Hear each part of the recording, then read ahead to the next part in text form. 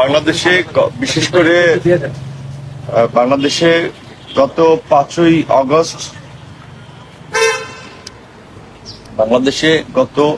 5ই August যে বিপ্লব এবং একটা যুগান্তকারী পরিবর্তন ঘটেছে, সেই পরিবর্তনের সাথে স্বাভাবিকভাবেই আন্তর্জাতিক মহল পরিবর্তন পরবর্তী সময়ে কিভাবে তারা কাজ করবে সেই বিষয়ে তাদের একটা কনসার্ন আছে।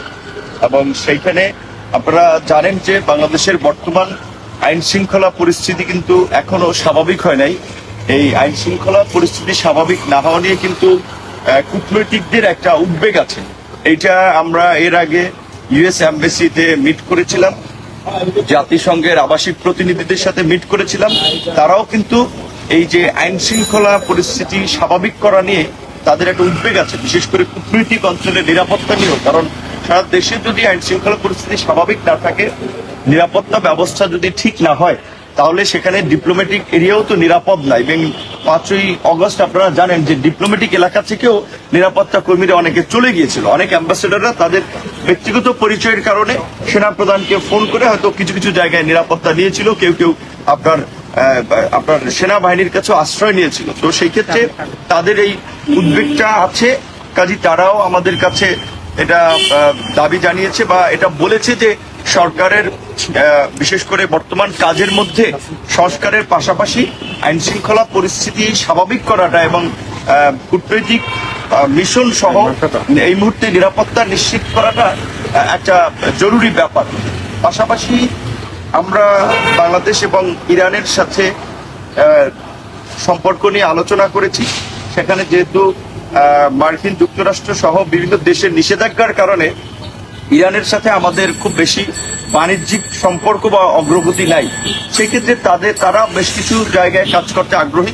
তারা সেটা আলাপ আলোচনায় বলেছে। বিশেষ করে ধরেন তারা শ্রীলঙ্কা সহ বিভিন্ন জায়গা থেকে চা নিয়ে থাকে, বাংলাদেশ থেকেও তারা চা নিতে আগ্রহী এবং বাংলাদেশের সাথে তারা তেল গ্যাস আপনার রপ্তানিতেও তারা আগ্রহী। এবং বাংলাদেশ যেহেতু জ্বালানি সংকটে ঢুকছে এবং বাংলাদেশের যেহেতু একটা জ্বালানি সংকট আছে, প্রথমত বিশেষ করে একটা বাংলাদেশের মুসলিম অধ্যুষিত দেশ, ইরানও একটা মুসলিম দেশ, কাজী সেই সিম্প্যাথির জায়গা থেকেও তারা বাংলাদেশের এই অন্তর্বর্তীকালীন সরকারকে সব ধরনের সহযোগিতা করতে চায় এবং তার জন্য তারা যথাযথ কর্তৃপক্ষকে চিঠি দিয়েছে, মেইল করেছে, দেখা করছে।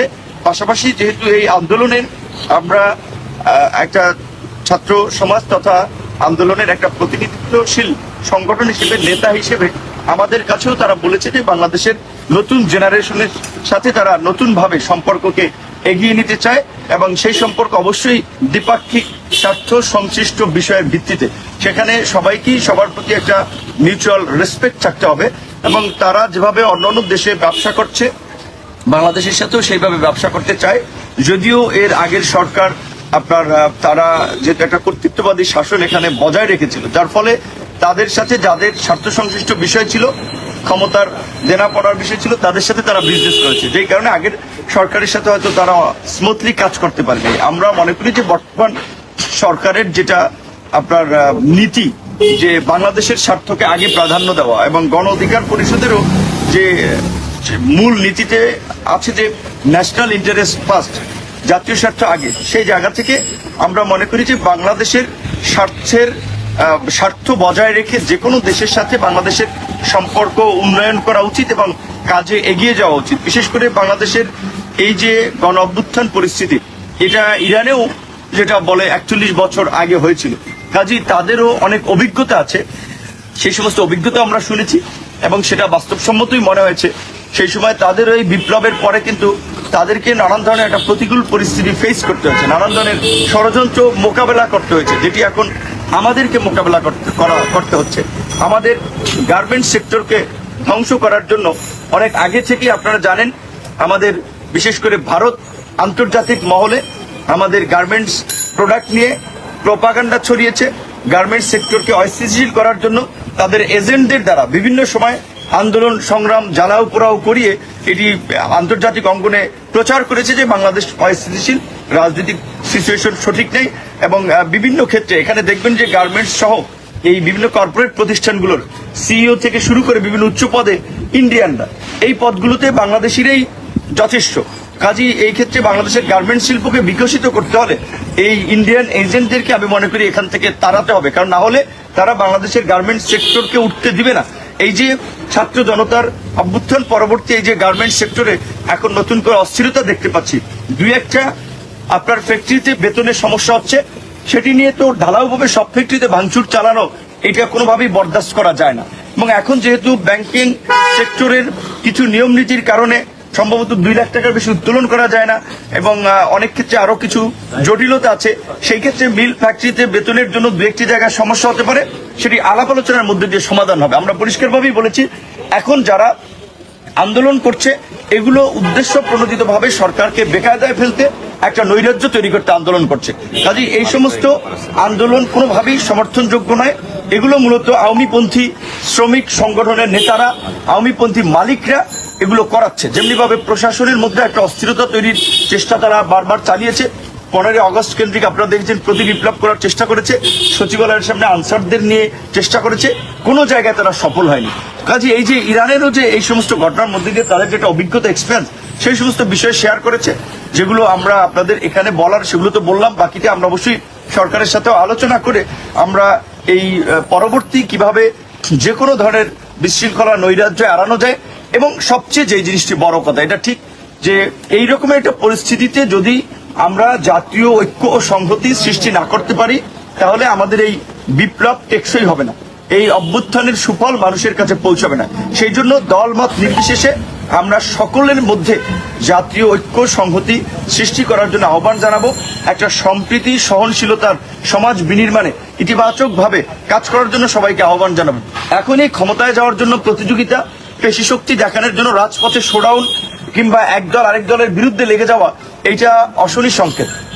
গত 5ই আগস্টের আগেও যে সমস্ত রাজনৈতিক দলগুলো একসাথে যুগপৎ আন্দোলন করেছিল, ঐক্যবদ্ধ আন্দোলন করেছিল, আজকে দেখা যাচ্ছে সেই সমস্ত দলের কোন দলের নেতাকর্মীরা, এক দলের নেতাকর্মীরা আরেক দলের নেতাদের উপরে হামলা করছে, এক দলের নেতাকর্মীরা আরেক দলের নেতাকর্মীদেরকে মামলার আসামি করছে, ওপেনলি সোশ্যাল মিডিয়া থেকে শুরু করে নিজেদের বিরুদ্ধে লেখালেখি সমালোচনা করছে। এইটা কিন্তু আমাদের প্রতিপক্ষ বা পরাজিত স্বৈরাচার তাদেরকে সুযোগ দেবে। সহজ কথা, যেটা আমরা যারা আন্দোলন করেছিলাম দীর্ঘদিন ধরে তাদের আগেই ঘোষণা আছে যে আমরা জাতীয় সরকার করব। কাজে এই অন্তর্বর্তীকালীন সরকার যে সংস্কার করতে চায়, মৌলিক কিছু সংস্কার সংক্ষিপ্ত সময়ে, কারণ তারা তো আর সবকিছু সংস্কার করতে পারবে না, তারা হয়তো বিচার বিভাগের কিছু সংস্কার করতে পারবে, প্রশাসনকে একটু ঢেলে সাজাতে পারবে, একটা নির্বাচন কমিশনকে গঠন করতে পারবে। এই রকমের মৌলিক কিছু কাজ দ্রুত সময়ের মধ্যে হওয়ার পরেই তো আমাদেরকে একটা নির্বাচনের দিকে যেতে হবে। এখন বিএনপি যদি আলাদা নির্বাচন করে, জামাত যদি আলাদা নির্বাচন করে, গণ অধিকার পরিষদ যদি আলাদা আলাদাভাবে নির্বাচন করে, তাহলে তো দেখা যাবে আওয়ামী লীগ এখানে একটা অ্যাডভান্টেজ নেবে। সেই ক্ষেত্রে কি পরিস্থিতি হবে সেটা আপনারা কিন্তু অনুমান করতে পারেন। কাজেই যারা দীর্ঘ 1.5 দশক ধরে লড়াই সংগ্রাম করেছেন তাদেরকে অত্যন্ত আন্তরিক সহনশীল হতে হবে এবং নিজেদের মধ্যে সম্পর্ক উন্নয়নের মধ্যে দিয়ে আগামীতে আমাদের যে ঘোষণা জাতীয় সংহতি, জাতীয় ঐক্যের সরকার, সেই সরকারের জন্য আমাদেরকে কাজ করতে হবে। এবং আমরা ইতিমধ্যে জানি একটা আহ্বান জানিয়েছিলাম যে বর্তমান পরিস্থিতিতে আমরা দেখতে পাচ্ছি সরকার পুরোপুরি কার্যকর এখন পর্যন্ত হয়নি।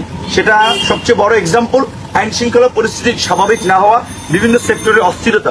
কাজেই আমরা কিন্তু বারবার আহ্বান জানাচ্ছি যে এই সরকার যদি ব্যর্থ হয় এই জাতির উপরে বড় ধরনের বিপর্যয় নেমে আসবে। সেটা আওয়ামী লীগ সরকার যতটা না ক্ষতি করেছে, যেই আপনার ডিজাস্টারাস হয়েছে, তার চেয়ে বড় ধরনের কিন্তু বিপর্যয় নেমে আসবে যদি এই সরকার ব্যর্থ হয়। কাজেই এই সরকারকে সফল করতে আমাদের কাজ করতে হবে। এখন এই সরকারকেও আবার জনগণের কথা শুনতে হবে, রাজনৈতিক দলের কথা শুনতে হবে, বিকজ রাজনৈতিক দলে আলটিমেটলি রাষ্ট্র চালায়, তারাই সমাজ এবং রাষ্ট্রের বিভিন্ন অংশের প্রতিনিধিত্ব করে। কাজে সেই ক্ষেত্রে আমরা বলেছিলাম যে সরকারের এই সংখ্যা, উপদেষ্টাদের সংখ্যা কিংবা কাঠামোর পরিসর বাড়িয়ে এইটাকেও একটা জাতীয় সরকারের রূপ দেওয়া, তাহলে কেউ বলতে পারবে না এইখানে কোনো 2-1 ব্যক্তির পছন্দ মতো একটা গভর্নমেন্ট ফর্ম হয়েছে, কিংবা অনেকে ধরেন যে একটু সমালোচনা করে 2-1 জনে বলে যে এটা একটা এনজিও টাইপ সরকার হয়ে গেছে, কিংবা নানানভাবে বলে এটা একটা দুর্বল সরকার হয়ে গেছে, যে যাদের এই ভঙ্গুর অর্থনীতি এবং অস্থির রাজনীতিতে রাষ্ট্র পরিচালনা খুব ডিফিকাল্ট হবে। সেই জন্য আমরা আহ্বান জানাবো যে অন্তত এটাকে দ্রুত সময়ের মধ্যে সমাজের আরো কিছু অভিজ্ঞ রাজনীতিবিদ বা সাধারণ মানুষকে নিয়ে একটা জাতীয় সরকারের রূপ দেওয়া। অবশ্যই যারা এই সরকারে থাকবে, এখন কাজ করছে, তারা আগামীতে কোনো রাজনৈতিক দলের সাথে সংশ্লিষ্ট হতে পারবে না, রাজনীতি করতে পারবে না, সেই কমিটমেন্টও নিতে হবে। কারণ যদি রাজনৈতিক দলের সাথে সংশ্লিষ্টতা থাকে তাহলে রাজনৈতিক দলের প্রতি তাদের আপনার একটা আপনার ইয়া থাকবে, যুগ থাকবে, তাদের প্রভাব থাকবে। সেই ক্ষেত্রে অবশ্যই যারা এই ইন্টারিম গভর্নমেন্ট কিংবা পরবর্তী এই যে জাতীয় সরকার ফরম্যাটে যারা আসবে তারা পরবর্তীতে কোনো রাজনৈতিক দলের সাথে যুক্ত হতে পারবে না।